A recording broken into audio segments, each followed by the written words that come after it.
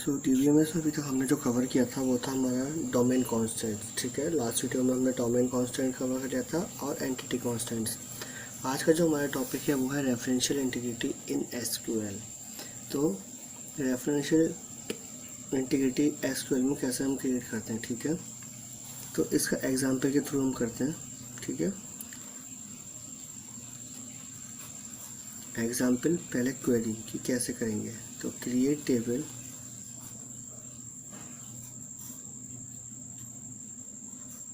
Account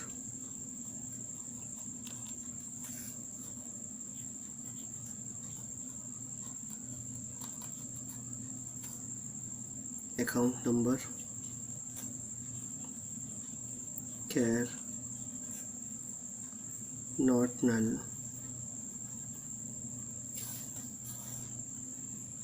branch name care balance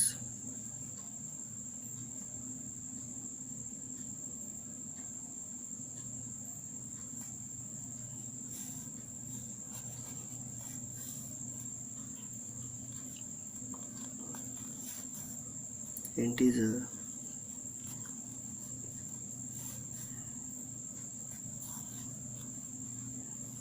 primary key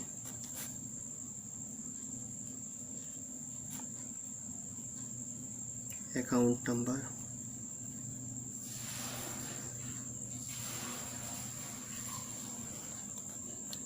foreign key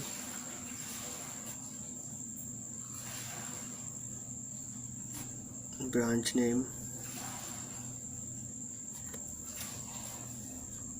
और references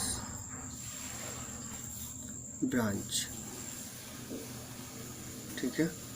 तो ये हमारी क्वेरी हो गई। आप क्वेरी कैसे है, हमने यहाँ पर क्रिएट टेबल अकाउंट, ठीक है। हमने एक टेबल क्रिएट की अकाउंट नाम की, ठीक है, जिसमें अकाउंट नंबर हो गया 10 कैरेक्टर्स का और ये नल नहीं रहेगा कभी भी, ठीक है। इसमें हमें हमेशा वैल्यू इंटर करनी ही है, ओके। फिर ब्रांच नेम जो कि हो गया कैरेक्टर 15 का, 15 कैरेक्टर्स का रहेगा।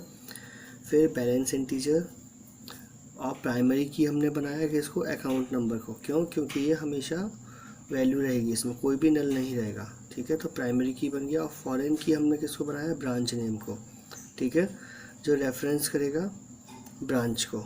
तो ब्रांच नेम कैरेक्टर 15 का एक जो फॉरेन की बनाई है, तो एक दूसरे टेबल को ये रेफरेंस करेगा। अब आता है इसके बाद triggers.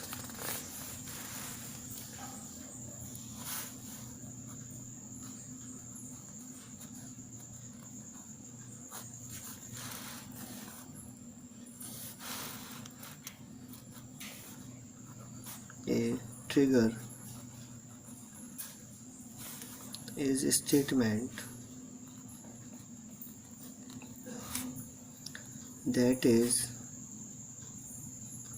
executed automatically by the system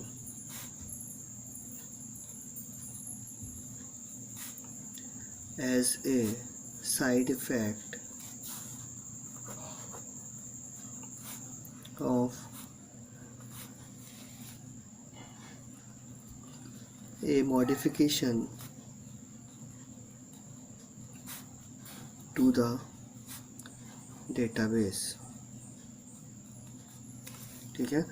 तो एक ट्रिगर क्या है, ट्रिगर एक स्टेटमेंट है जो एग्जीक्यूट किया जाता है ऑटोमेटिकली, ठीक है, ऑटोमेटिकली एग्जीक्यूट हो जाता है। लाइक कोई भी हमारे पास ऐसी सिचुएशन आएगी जहाँ पर हमने वैल्यू सेट की हुई होगी कि अगर ये ऐसा हो जाता है तो ऑटोमेटिकली ये स्टेटमेंट एग्जीक्यूट हो जाए, ठीक है।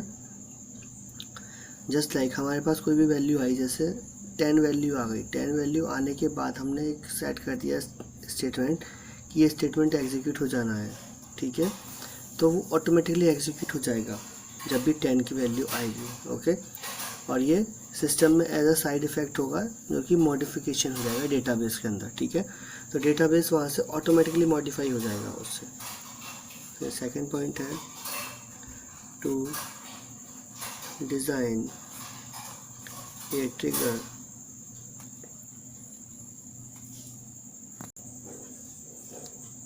mechanism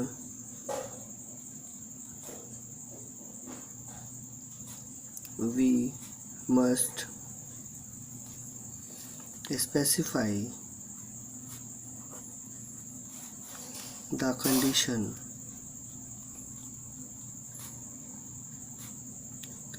under which trigger is to be executed and action to be taken। ठीक है, तो हमें ट्रिगर को डिज़ाइन करने के लिए एक ऐसा मैकेनिज्म बनाना पड़ता है, मतलब ट्रिगर को एक डिज़ाइन करते हैं तो मैकेनिज्म होता है एक, ठीक है, जहाँ पर हमें स्पेसिफाई करनी होती है कंडीशन। अब कंडीशन कैसे स्पेसिफाई करेंगे? कंडीशन वो चीज़ होती है जो उस ट्रिगर को एग्जीक्यूट कर देगी, ठीक है, और एक्शन जो लेना है वो लिया जाएगा उस समय। तो ऐसी कंडीशन हमें स्पेसिफाई करनी होती है जिससे हम ट्रिगर को एग्जीक्यूट कर पाएँ, ठीक है। Triggers were standardise in SQL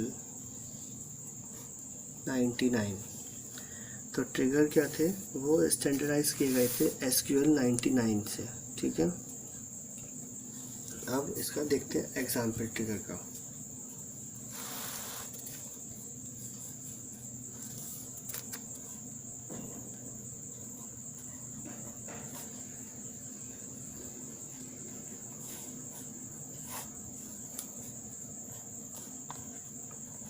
Suppose that instead of allowing negative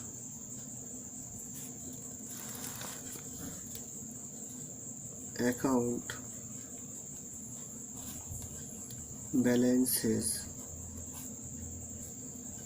the bank deal with overdraft by। तो ट्रिगर हमारा एग्जाम्पल क्या है कि सपोज करते हैं कि एक इंस्टेड, मतलब जब भी हम किसी भी बैंक अकाउंट में अगर नेगेटिव बैलेंस जाता है, ठीक है, उसका अकाउंट बैलेंस जो है नेगेटिव होता है किसी भी बैंक अकाउंट का, तो वो बैंक क्या करेगा? ओवरड्राफ्ट से डील करेगा, ठीक है। ओवरड्राफ्ट मतलब हम नेगेटिव में भी बैलेंस ले आने की अथॉरिटी परमिशन दे रहे हैं कस्टमर्स को, ठीक है। तो इसका फर्स्ट पॉइंट क्या बनेगा? Setting the account balance to 0। तो हमने अकाउंट बैलेंस क्या कर दिया? सेट कर दिया 0 पर, ठीक है। अकाउंट बैलेंस हमारा सेट हो गया 0 पे। फिर second point, creating loan in the amount of the overdraft. और थर्ड हो गया, giving this loan a loan number identical to the account number of the overdraft account, ठीक है। तो हमने पहले तो अकाउंट बैलेंस जो था अकाउंट का 0 तक सेट कर लिया, ठीक है। उसके बाद हमने एक क्रिएट किया लोन अकाउंट, लोन उस उसके अमाउंट का, ठीक है। तो हमने लोन का अमाउंट क्रिएट किया जो कि ओवरड्राफ्ट किया जाएगा, और इस लोन के लिए हमने क्या किया, लोन नंबर एक डिसाइड किया जो आइडेंटिकल होगा अकाउंट नंबर से, ठीक है, जिसको हम ओवरड्राफ्ट करेंगे। तो इस टाइप से हम इसमें ये कुछ पॉइंट्स हैं जिनको फॉलो करके हम ट्रिगर को हम एस्टेब्लिश करेंगे, ठीक है। फिर इसके बाद पॉइंट आता है the condition for executing the trigger is an update to the account relation that result in negative balance value।